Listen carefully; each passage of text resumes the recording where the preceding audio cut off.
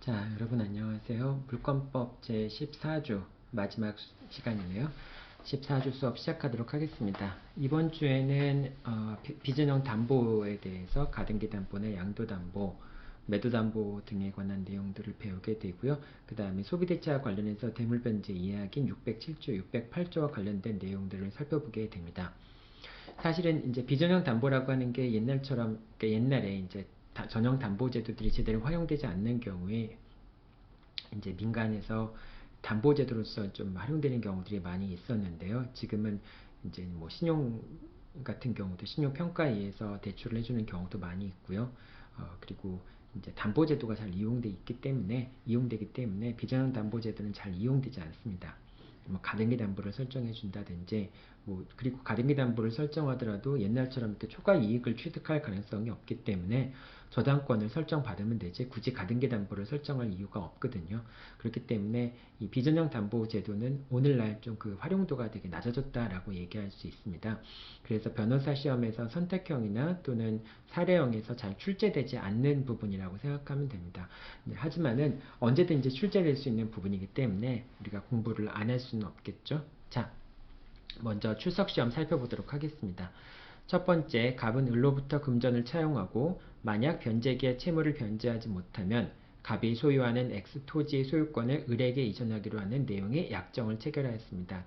대물반환의 약정을 한 거죠. 그 약정 당시 X 토지의 시가는 원금과 변제기까지 이자를 합한 원리금을 합한 합산액을 훨씬 상회하고 있었다. 그럼 이제 607조와 608조가 적용이 되겠죠. 607조와 608조가 적용이 되고 만약에 가등기를 했다면 가등기 담보법이 적용되거나 그렇게 되겠죠. 자, 첫 번째, 갑은 위 약정 시 위 채무의 담보로 을에게 X토지에 관한 소유권 이전 등기를 마쳤다. 변제기에 갑이 채무를 변제하지 못하자 을은 이제 약정 시 위 채무의 담보로 소유권 이전 등기를 마쳤다라고 하는 얘기는 양도담보를 설정했다라고 하는 것을 의미하죠. 양도담보권을 설정을 해줬고요.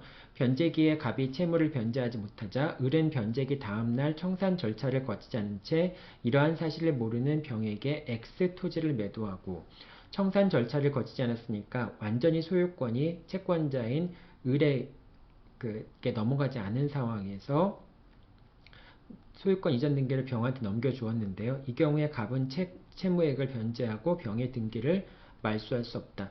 자, 이 경우에 이제 갑이 을에게 양도담보권을 설정해 준 건데 을이 병에게 처분했다면은 병은 소유권을 취득하게 되죠. 병이 선이라고 한다면 소유권을 취득하게 되니까 자, 이런 사실을 모르는 병이 넘겼으니까 병이 X에 대한 소유권을 취득하고요. 소유권을 취득한 이상은 더 이상 갑이 을한테 피담보 채무를 변제하고 목적물을 찾아올 수 없게 되겠죠. 다만 갑은 을에게 소유권을 상실한 것에 대한 불법행위로 인한 손해배상을 청구할 수 있겠죠. 그래서 목적물의 시가에서 피담보 채권액을 공제하고 남는 금액이 있다면 그 금액에 해당하는 것만큼을 을에게 손해배상을 청구할 수 있겠죠. 자, 두 번째입니다. 갑은 위 약정 시에 위 채무를 담보하기 위해서 을에게 X토지에 대해서 가등기를 맞춰주었다. 자, 양도담보를 했든지 가등기를 맞춰준 경우에는 가등기 담보법이 적용이 되겠죠. 변제기에 갑이 채무를 변제하지 못하자 을은 그 다음날 갑에게 적법한 청산 통지를 하고 정당하게 산정된 청산금을 지급한 다음 미리 받아둔 서류를 이용해서 본등기를 마쳤다. 자, 이 본등기는 무효인 거죠. 왜냐하면 청산 통지를 한 다음에 청산 기간인 2개월을 기다렸다가 그래서 이제 청산금을 지급하고 등기를 해야 되겠죠. 여기서는 지금 청산금도 지급하고 청산 통지도 했지만은 2개월을 기다리지 않았기 때문에 을의 명의로 이루어진 본등기는 무효가 되겠죠. 이제 근데 그로부터 4개월이 지난 후 갑은 채무액을 변제하고 을의 본등기를 말소할 수 없다. 비록 이 본등기가 무효이긴 하지만은 4개월이 경과됐다라고 하는 얘기는 2개월만 지나가면 청산기간이 경과된 거잖아요. 그러니까 을 명의의 본등기가 원래는 무효였지만 4개월이 지난 다음에는 그것이 실체관계에 부합하는 등기라고 할 수 있겠죠. 왜냐하면 2개월이라는 게 어차피 청산 통지를 한 다음에 2개월이 한참 지난 후고 그 다음에 청산금은 이미 지급한 거니까 가등기 담보성의 요건을 갖춘 것이라고 볼 수 있겠죠. 자, 그렇기 때문에 본등기는 원래 무효였다가 실제 관계에 부합하는 등기가 된 것이니까, 그러니까 갑이 을에게 채무를 변제하고 본등기의 말소를 청구할 수 없게 되겠죠. 그래서 2번은 맞는 말이 됩니다. 갑은 위 약정시에 위 채무를 담보하기 위해서 을에게 X토지에 관한 가등기를 맞춰 주었다. 가등기 담보권이 설정된 경우죠. 2번하고 똑같은 경우이죠. 위 가등기 전에 X토지에 관하여 갑의 채권자 병의 명의로 근저당권이 설정되어 있었다. 자, X에 대해서 가등기를 설정해 주기 전에 근저당권이 설정되어 있었고요. 갑이 병에게 채무를 변제하지 못한 상태에서 변제기로부터 6개월이 경과한 시점에 병의 신청에 따라 위 근저당권에 기한 경매가 개시되자, 자, 경매가 개시되자 을은 바로 청산 통지를 하고 정당하게 산정된 청산금을 지급한 다음 가등기에 기한 본등기를 마쳤다. 이 경우에 을의 본등기는 유효하다. 그렇지 않죠. 저당권이 실행되면은 그 다음부터는 이제 가등기 담보권자는 저당권처럼, 가등기 담보권은 저당권처럼 취급이 되고요.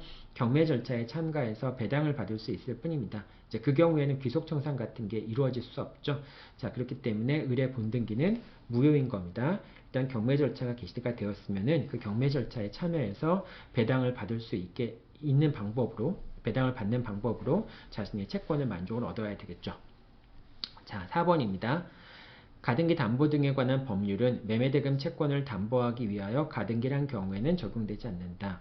가등기 담보 등에 관한 법률이 적용되기 위해서는 607조, 608조가 적용이 돼야 되는데 607조와 608조는 이제 소비대차 계약의 경우에 적용되는 것이죠. 따라서 매매대금 채권이라든지 그 밖에 다른 채권을 위해서 소비대차 계약상의 채권이 아닌 다른 채권을 담보하기 위해서 가등기가 설정된 경우에는 가등기 담보법이 적용되지 않습니다. 자, 그 다음에 5번입니다. 채권자가 주관적으로 평가한 청산금의 액수가 정당하게 평가된 청산금의 액수에 미치지 못하여도 담보권 실행 통지로서 효력이나 청산 기간의 진행에 아무런 영향이 없다. 맞습니다. 청산금이 실제로 이제 정당하게 평가된 청산금에 미치지 못한다고 하더라도 청산 통지로서는 유효하고요. 다만 정당하게 평가된 청산금이 지급되기 전까지는 채무자는 당연히 채무를 변제하고 그 목적물을 찾아올 수 있게 되겠죠. 자, 그리고 청산 기간 진행에도 문제가 없고요. 자, 그 다음에 6번입니다. 가등기 담보권자와 채무자의 특약으로 청산 절차 없이 본등기가 이루어졌다면 무효죠. 예, 그러한 본등기는 약한 의미의 양도담보로서의 효력도 없습니다.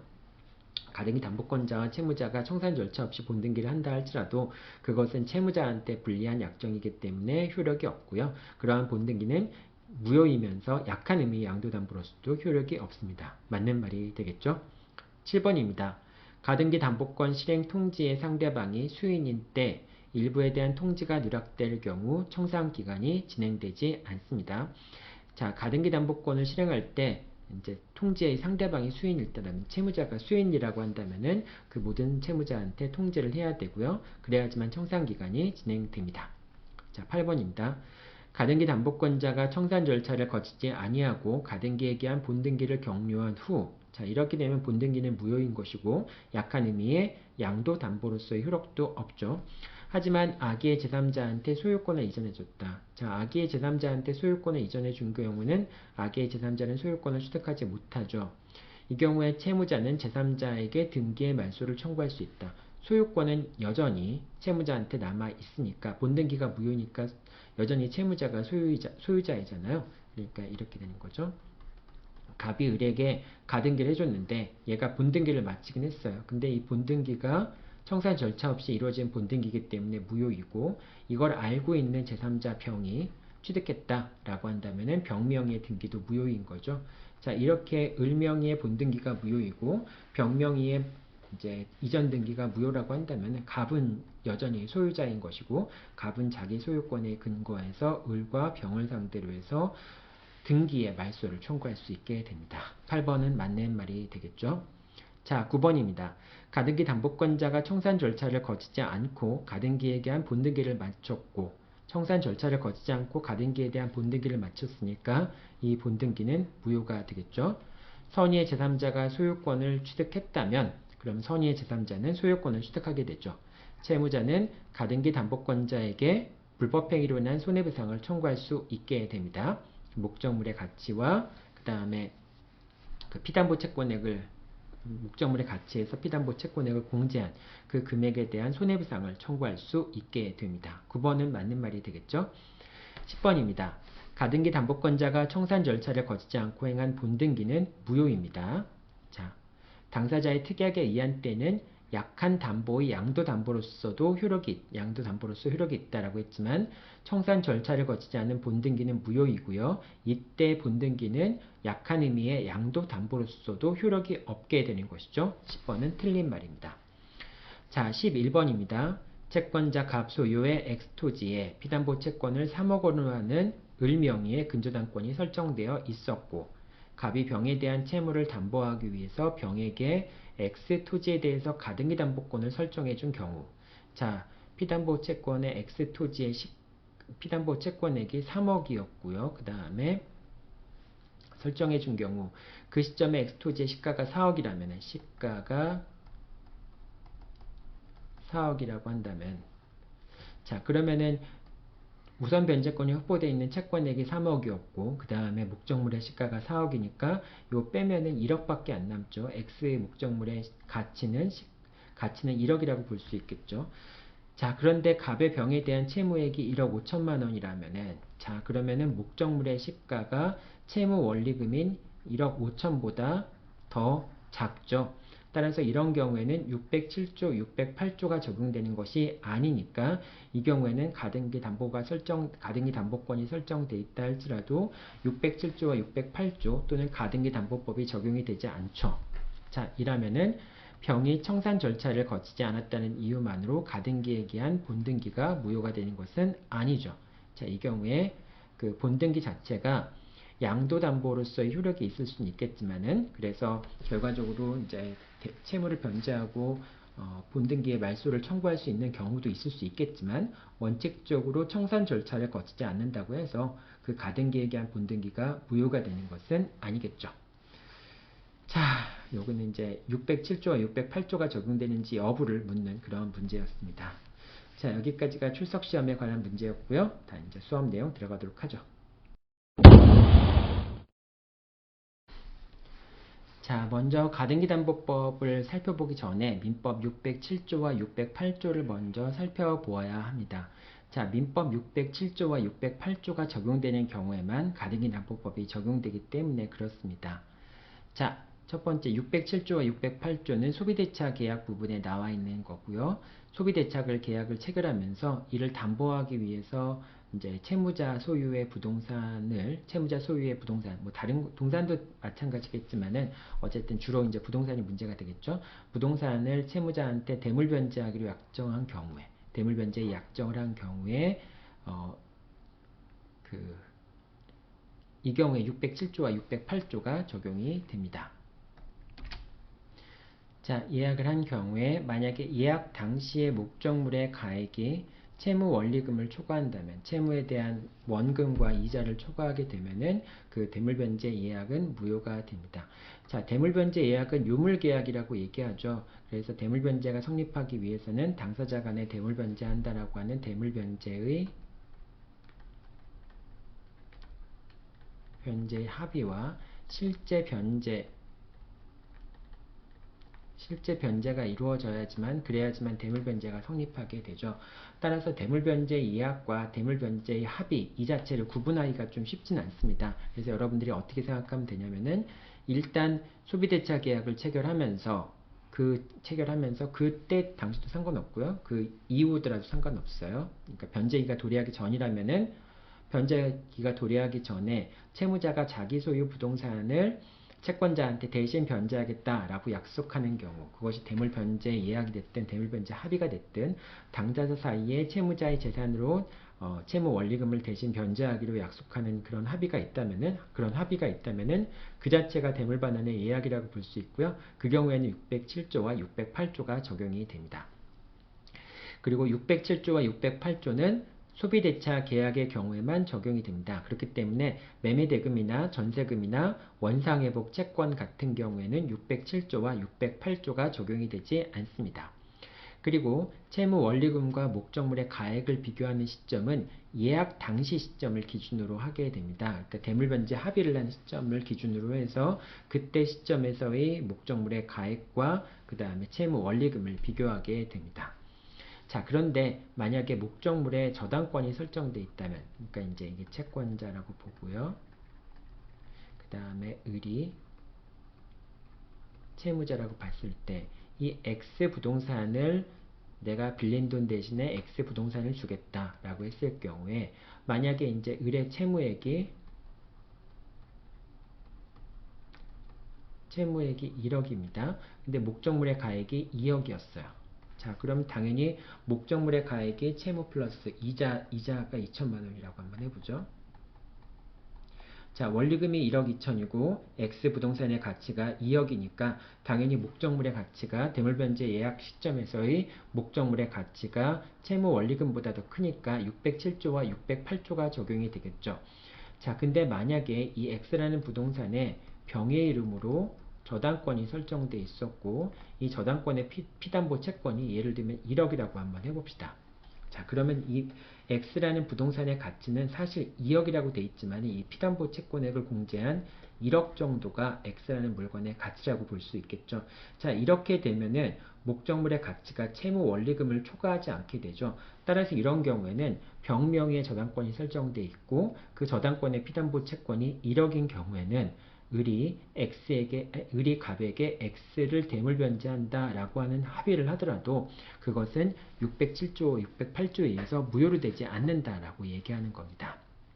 그래서 담보권이 설정되어 있다면은 그 피담보 채권액을 공제한 목적물의 가액에서 공제하고 채무 원리금하고 목적물의 가액을 비교해야 된다라고 하는 겁니다. 그리고 원칙적으로 변제기 전에 이루어지는 대물변제 약정에 대해서만 적용이 되고요. 변제기 이후에 대물변제를 하는 경우에는 그런 경우에는 607조와 608조가 적용이 되지 않습니다. 원칙적으로 그런 거예요. 자, 그러나 꼭 그런 것만 아니고요. 대물변제라고 하더라도 즉 변제기 이후에 대물변제 하는 경우더라도 실제를 본다면은 대물변제 예약으로 볼 수 있는 경우에 그런 경우라면은 607조와 608조가 적용이 될 수 있습니다. 어떤 거냐면은 변제기가 도래했어요. 변제기가 도래했는데 채권자가 채무자한테 대물변제 약속을 하고 그 다음에 대물변제를 한 다음에 네가 돈을 갚으면은 다시 찾아갈 수 있다라고 합의한 경우 그런 경우라면 여러분들이 이제 일단은 당장에 변제기가 도래했는데 안 갚으면은 뭐 강제 집행을 당하거나 그럴 수 있지만은 일단 채권자가 그 부동산을 이제 재산을 넘긴 다음에 돈을 갚고서 가져가라라고 얘기한다면은 그렇게 생각할 수 있겠죠. 그 당시에는. 이제 근데 나중에 돈을 못 갚으면은 못 찾아오겠죠. 그런 경우는 607조와 608조가 예정하고 있는 경우와 다를 것이 전혀 없죠. 그래서 그런 경우에는 607조와 608조가 적용이 될 수도 있습니다.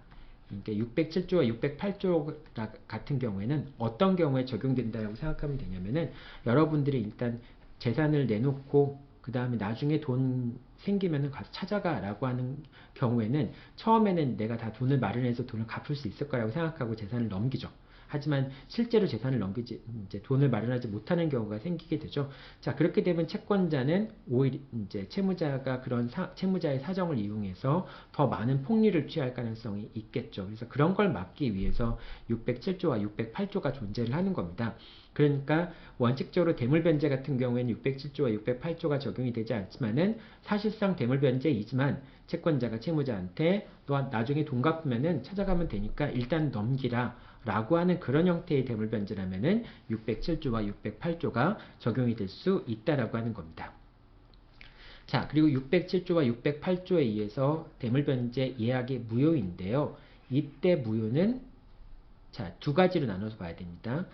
자, 대물변제 예약만 한 경우가 있고 대물변제 예약을 하면서 가등기를 해준 경우가 있을 수 있어요. 자, 대물변제 예약을 하면서 가등기를 해주는 경우에는 가등기 담보법이 적용이 됩니다. 가등기 담보법이 적용이 되고요. 근데 가등기를 해주지 않은 경우, 대물변제 예약만 하면서 가등기를 해주지 않은 경우에는, 그런 경우에는 607조와 608조에 의해서 대물변제 약정이 무효가 됩니다. 하지만 607조와 608조에 의해서 무효가 되는 경우에는 대물변제 약정으로서는 무효지만은 약한 의미의 양도담보로서의 효력은, 약정으로서의 효력은 있게 되는 거예요. 따라서 양도담보 약정이 있게 된다라고, 양도담보 약정이라고 하는 것은 소유권을 미리 넘기고 돈을 내고 찾아간다라고 하는 걸 의미하는 거죠. 그래서 대물변제 약정으로서는 무효이기 때문에 이 갑이, 채권자가 의뢰재산, 이 X재산을 갖고 가지는 못해요. 담보 목적으로만 갖고 있을 수 있지, 이 대물변제 받을 수는 없습니다. 대물변제로서 효력이 없으니까. 대물변제 약정이 있었더라도 대물변제로서 효력이 없으니까. 하지만 갑과 을 사이에 대물변제 약정은 양도담보의 약정으로서의 효력이 있긴 있습니다. 자, 그렇기 때문에 갑은 을에게 X에 대한 소유권 이전 등기를 청구할 수는 있어요. 하지만 X에 대한 소유권을 취득하지 못하죠. 왜냐하면 대물변제 약정은 효력이 없으니까. 이 경우에 갑과 을 사이의 대물변제 약정은 양도담보로서의 효력이 있는 것이고, 그 양도담보 약정에 따라서 갑은 을에게 X에 대한 소유권 이전 등기를 청구할 수 있게 됩니다. 자, 그럼 X가 갑한테 넘어가게 되면은 이 다음부터는 가등기 담보에 관한 법률이 적용이 되죠. 양도담보가 되니까. 따라서 갑이 소유권을 취득하기 위해서는 을한테 청산 통지를 해야 되고요. 그 청산 통지에 따라 청산 통지한 다음에 2개월이 경과한 후에 청산금을 지급해야지만 비로소 갑이 X에 대한 소유권을 취득할 수 있게 됩니다. 자, 이렇게 대물변제 약이 가등기가 없었던 경우에는 대물변제 약정은 무효이고, 다만 그 대물변제 약정은 약한 의미의 양도담보로서의 효력이 있는 것이고요. 그 약한 의미의 양도담보에 따라서 갑은 을에게 소유권 이전 등기를 청구할 수 있고, 그렇게 소유권 이전 등기가 이루어지면은 양도담보권이 설정이 되니까 다시 또 가등기담보법이 적용이 되죠. 그래서 청산 절차를 거쳐서 갑이 청산금을 다 지급했을 경우에 갑이 X 부동산에 대한 완전한 소유권을 취득하게 된다라고 생각하면 되겠죠. 자, 그런데 만약에 607조와 608조에 의해서 무효가 되는데 채권자가 가등기를 한 경우, 즉 대물변제에 의해서 대물변제에 근거한 소유권 이전 등기 청구권을 보존하기 위해서 가등기를 한 경우에는, 그런 경우에는 가등기 담보법이 적용이 됩니다. 가등기 담보권을 취득하게 되니까. 자, 가등기 담보법이 적용이 되는 경우에는 비록 채무자가 채무를 변제하지 못하더라도 채권자가 바로 대물변제 합의에 기초해서 소유권 이전 등기를 청구할 수 있는 것이 아니라 청산 절차를 거쳐야지만 비로소 본등기를 청구할 수 있게 됩니다. 이때 만약에 청산 절차를 거치지 않고 본등기를 하게 되면은 그 본등기는 무효인 것이고요. 그 본등기는 약한 의미의 양도담보로서의 효력도 없게 됩니다. 그래서 여러분들이 일단은 607조와 608조가 적용이 되는 경우, 대물변제 약정이 있던 경우에 가등기를 했는가, 가등기를 하지 않았는가, 두 가지 경우를 나누어서 살펴보아야 됩니다. 가등기를 안 했다면은 그러면 이제 그 대물변제 약정으로서는 무효지만은 약한 의미의 양도담보로서는 효력이 있는 것이고요. 가등기를 한 경우에는, 그런 경우에는 가등기 담보법이 적용이 되기 때문에 가등기 담보법에 따른 청산 절차를 거쳐서 비로소 본등기를 청구할 수 있고, 그 전에 이루어진 본등기는 무효이고 약한 의미의 양도담보로서도 효력이 없다. 이렇게 여러분들이 생각하면 되겠죠. 자, 607조와 608조에 대한 설명이었고요. 이제 가등기 담보법의 내용 설명하도록 하겠습니다.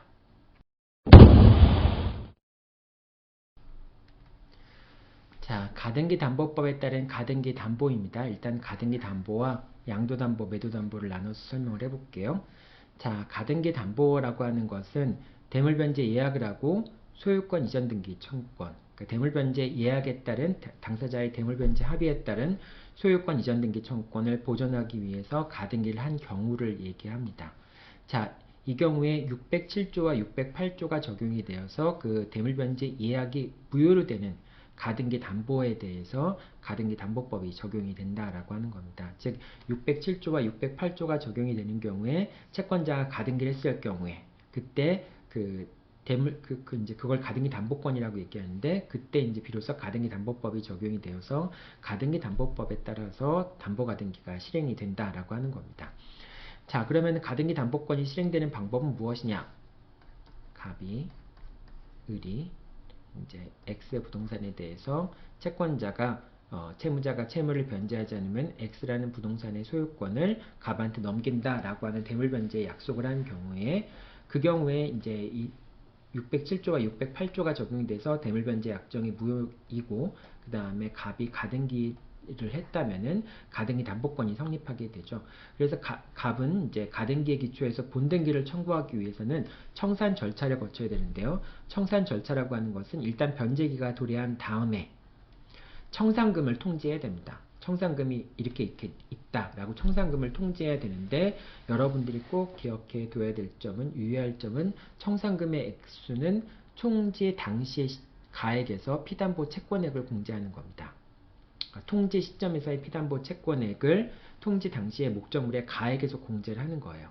그러니까 이제 607조와 608조가 적용되는 것은 대물변제 시점에서 대물변제 예약을 한 시점에서 607조와 608조가 적용되는지 여부가 판단이 되겠죠.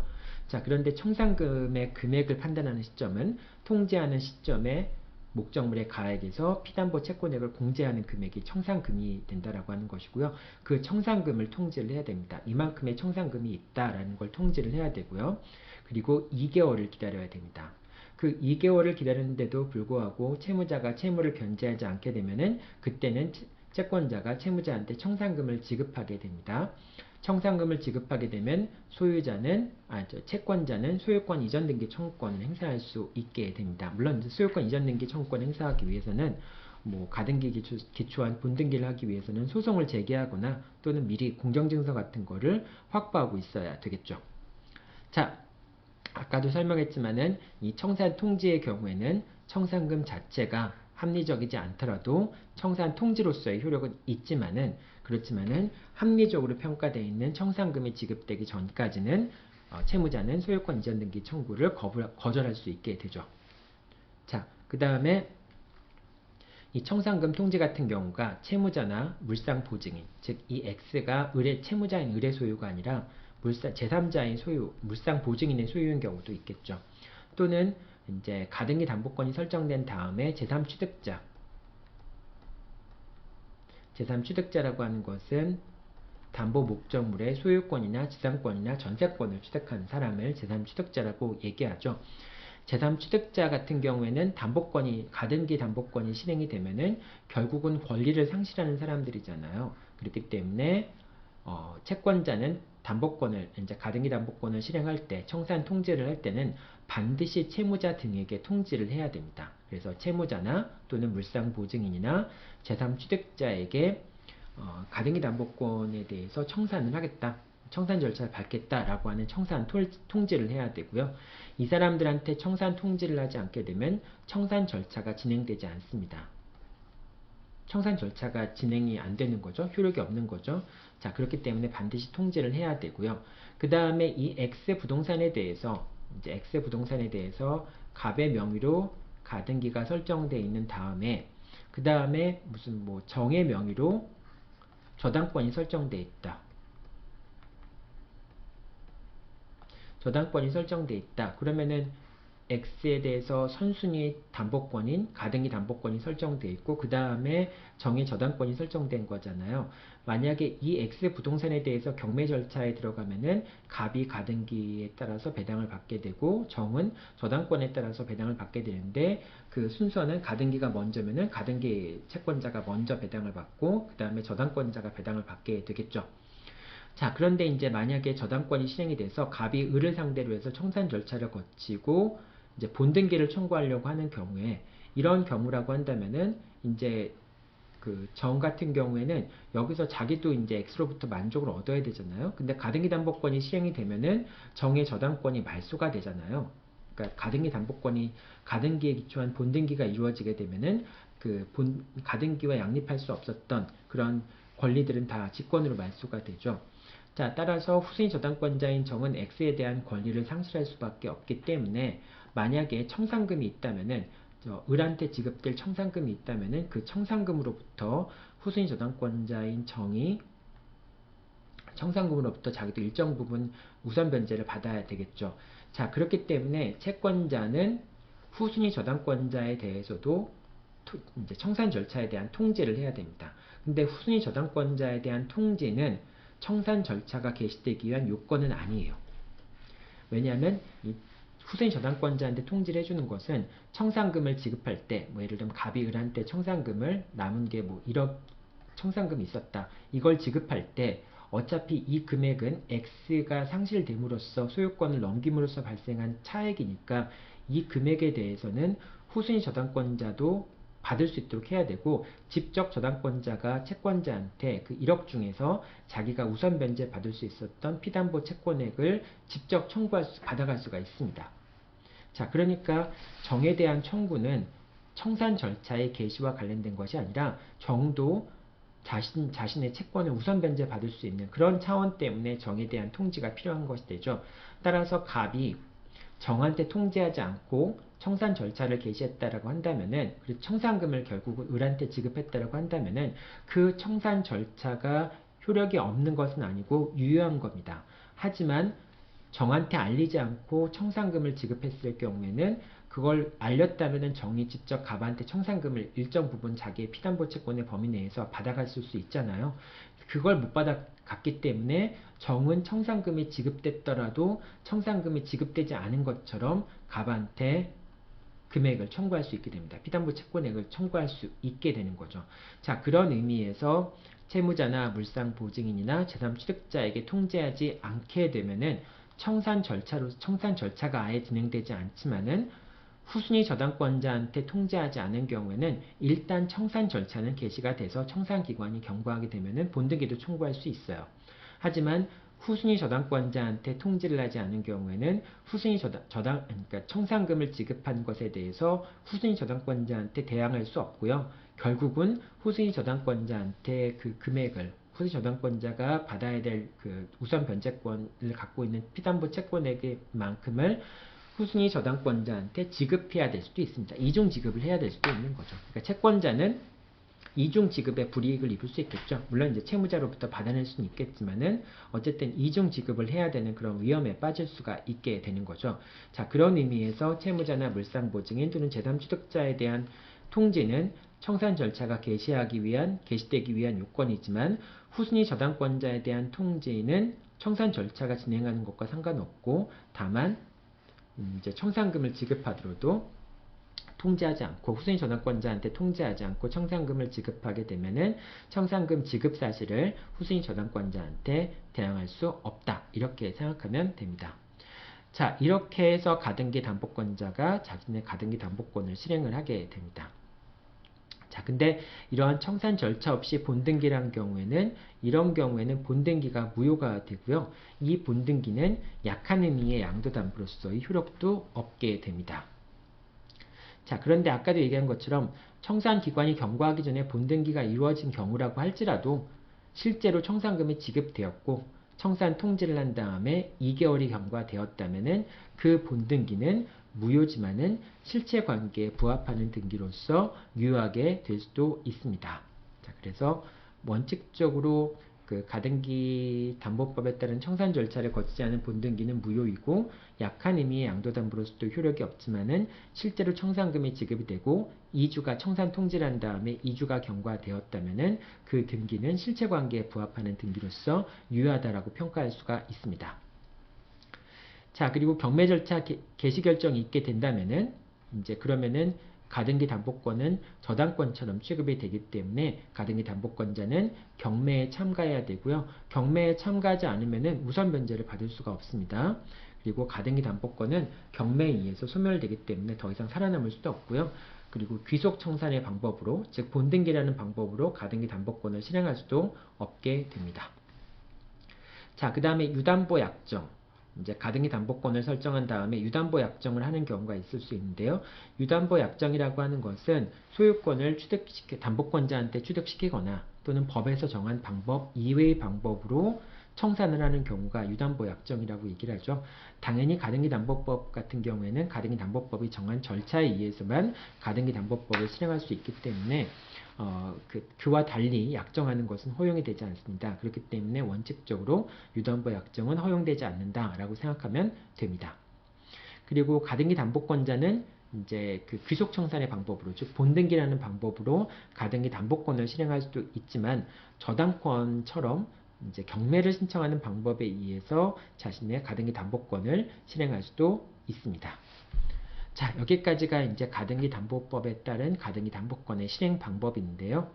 다음은 요 가등기 담보법에 따라서 이제 양도담보와 매도담보는 어떻게 처리가 되는가라는 문제 살펴보도록 하겠습니다.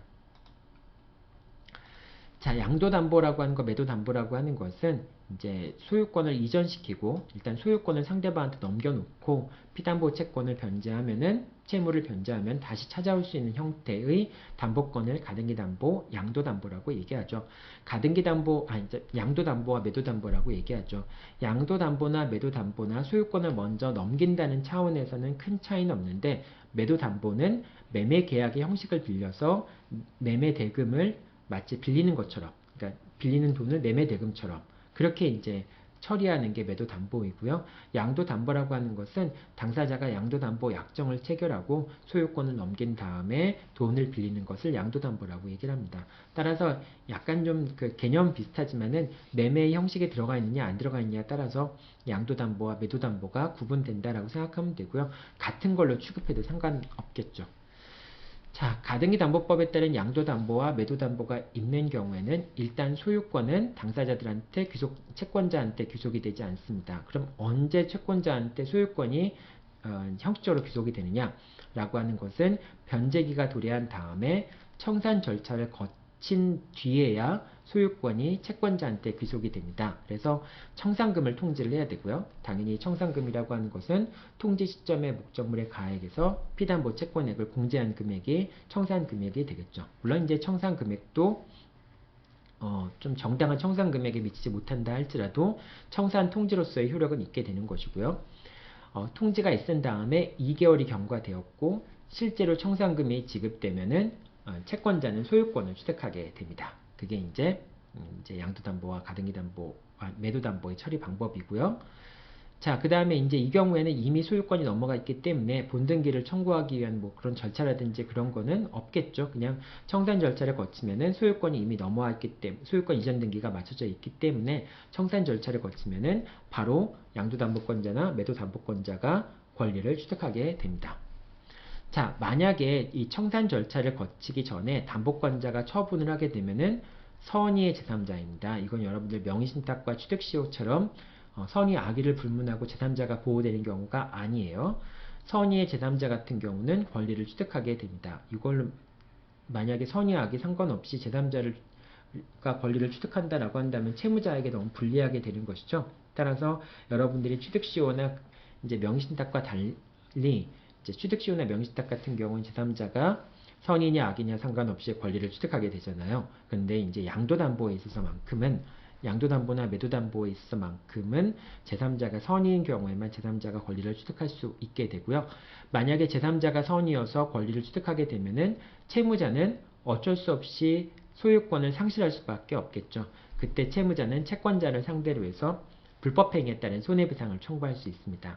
이 경우에 불법행위에 따른 손해배상의 손해라고 하는 것은 처분 당시 목적물의 가액에서 피담보 채권액을 공제한 금액, 그 금액이 채무자의 손해가 되겠죠. 그래서 그 금액에 해당하는 것만큼의 손해배상을 청구하는 것이 가능하게 됩니다. 자, 여기까지가 가등기 담보법에 따른 양도담보와 매도담보였습니다. 자, 이제 부동산이 아닌 경우, 동산인 경우도 있으니까 같이 한번 설명하고 수업 끝내도록 할게요. 자, 동산 양도담보 같은 경우가 있는데요. 자, 동산 양도담보 같은 경우가 이 X라는 동산을 갑이 을로부터 금전을 빌리면서, 이건 채권자라고 얘기할게요. 을로부터 돈을 빌리면서 X에 대해서 X에 대한 소유권을 을한테 양도하는 경우. 자, 근데 양도할 때는 어떤 방법으로 양도할 수 있어요? 양도하는 방법에는 인도하는 방법에 따라서 현실 인도를 할 수도 있지만은 간이 인도를 할 수 있죠. 간이 인도나 점유 개정이나 목적물 반환 청구권의 양도나 이런 방법에 따라서, 현실 인도 말고도 이런 방법에 따라서 이제 동산을 인도할 수 있겠죠. 그래서 이제 이런 경우에 갑이 을한테 점유계정을 통해서 양도담보권을 설정해 주고요. 그럼 소유권을 넘긴 겁니다. 그러면 양도담보권이 설정되어 있는 거죠. 근데 갑은 X를 자기가 취득하고 있죠. 자, 자기가 갖고 있는 걸 기여로 해서 병한테 X를 다시 또 양도하면서 이 경우에도 점유계정의 방법에 의해서 병에게 양도하고 병으로부터 돈을 빌리면서 병에게 또 양도담보권을 설정해 주는 것도 가능하겠죠. 지금 자기가 목적물을 점유하고 있으니까 그렇게 되겠죠. 자, 이런 법률 현상들을 어떻게 처리해야 될 것인가 라고 하는 건데요. 첫 번째, 일단 갑이 을한테 양도담보권을 설정해 주었으니까 X에 대한 소유권은 형식적으로 을한테 넘어가 있습니다. 을이 소유자가 되는 거죠. 대외적으로는. 자, 그래서 갑은 X에 대한 소유권을 상실하게 돼요. 양도담보권이긴 하지만은 대외적으로는 을이 소유자이니까. 자, 따라서 갑은 병에게 X를 넘기고 X에게 양도담보권을 설정해 주더라도 병은 양도담보권을 취득할 수가 없습니다. 다만 병이 양도담보권을 선의 취득할 수도 있거든요. 동산에 대한 양도담보권을 선의 취득할 수도 있는데 만약에 병이 양도담보권을 선의 취득하는 선의 취득의 요건이 갖추어졌다면은 그러면은 병이 이제 양도담보권을 취득할 수도 있어요. 근데 선의 취득이 성립하기 위해서는 점유계정의 방법에 의한 방법으로는 인도하면 안 되죠. 선의취득이 성립하기 위한 인도 방법은 점유계정에 의한 방법 말고 다른 방법에 의한 인도의 경우에만 선의취득이 인정될 수 있겠죠. 따라서 갑이 병에게 양도담보권을 설정해 주면서 점유계정의 방법으로 인도를 해주는 경우에는 병은 양도담보권을 선의취득할 수도 없어요. 그러니까 결과적으로 을만이 양도담보권자가 되는 거죠. 따라서 여러분들이 생각할 때 갑이 을한테 양도담보권을 설정해 주고 그 다음 다시 또 병한테 양도담보권을 설정해 주었다라고 할 때 먼저 인도를 받는 사람이 양도담보권을 취득한다 이렇게 생각하면 안 돼요. 양도담보권은 첫 번째 양도담보권을 설정받은 사람이 양도담보권을 취득해요. 다만 두 번째 양도담보권을 설정받은 사람은 양도담보권을 취득할 수 없지만 선의 취득의 요건을 갖춘 경우에는 양도담보권을 취득할 수 있고 선의 취득에 의해서 양도담보권을 취득하기 위해서는 갑이 병에게 점유계정 이외의 방법으로 인도를 해야 된다라고 하는 겁니다. 자, 그런 경우에 병이 양도담보권을 선의 취득할 수 있어요. 만약에 병이 양도담보권을 선의 취득하지 못하면은 을은 목적물을 현실로 인도받았는지 안 받았는지 상관없이 을만이 양도담보권자가 됩니다. 을은 적법하게 양도담보권을 취득한 거니까. 자, 그런 점에서 먼저 현실 인도를 받는 사람의 권리를 취득한다. 이런 식으로 생각하는 건 옳지 않아요. 네, 그렇게 표현되어 있는 경우도 있지만은 판례에 어쨌든 원칙적으로는 먼저 현실의 인도를 받은 사람이 양도담보권을 취득하는 것이 아니라 을이 먼저 양도담보권을 취득하고 다만 병이 선의취득의 요건을 갖추어서 양도담보권을 취득하는 경우에 즉 직접 인도를 받아서 선의취득의 요건을 갖춘 경우에 병이 양도담보권을 선의취득하게 됨으로써 을은 양도담보권을 상실하게 될 수는 있는 것이죠. 자, 그런 점만 여러분들이 동산 양도담보에서 기억해 두면 되겠습니다. 자, 한 학기가 벌써 끝났네요. 여러분들 4주 동안 수업 듣느라고 고생 많았고요. 마지막까지 대면 수업을 하지 못해서 여러분들을 만나보지 못한 게 좀 계속 아쉽긴 하네요. 근데 다시 또 대면 수업을 했다고 할지라도 지금 코로나가 다시 또 확산되는 상황이 있어서 또 어떻게 보면 대면 수업을 안 한 것이 더 혼란이 적었을 수도 있겠다라는 생각이 들긴 합니다. 결론적인 이야기이긴 하지만 자, 어쨌든 여러분들 수고했고요. 이제 2학년들은 내년에 3학년이 되겠네요. 여러분들 계속 이제 3학년 때까지 힘내서 잘 공부하기 바라고요. 네, 계속 지금 채점하고 상담을 못해서 조금 아쉬운데 빠른 시간 내에 여러분들 상담하고 채점도 하도록 하겠습니다. 네, 여러분들 수고했고요. 다음 주 수요일 날 만나도록 하겠습니다.